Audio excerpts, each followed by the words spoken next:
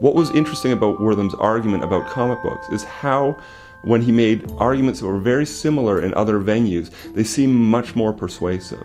The example would be his intervention into Brown versus Board of Education, the Supreme Court decision that desegregated American schools in 1954. Wertham had been hired as an expert witness by the plaintiffs in Delaware who were trying to desegregate schools in that state.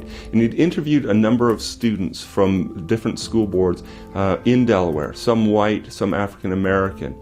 What he determined was that the structure of separate but equal, which was the dominant form of schools in the state at that time, was fundamentally psychologically damaging. And he argued in that court case that if schools were separate but equal, it didn't matter if African American children were being taught in the best schools. He said schools with marble halls where children were being taught by Albert Einstein, they would still suffer psychological damage and they would still learn less than would their white counterparts. That was particularly persuasive in the Delaware case, and in fact, before Brown versus Board of Education, the Delaware case was the only case at a state level where a state ruled to desegregate American schools, and they did that on the basis of Wertham's recommendation.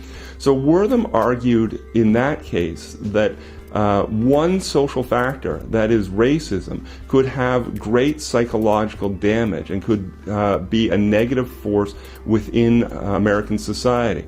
He made the exact same argument about comic books, that one force, comic books, could have a negative impact on American society. But people think he's crazy for it. And so people who might think that, yeah, it's obvious that racism would have a net psychological disturbance for people who are victims of racism, that seems commonsensical to us today.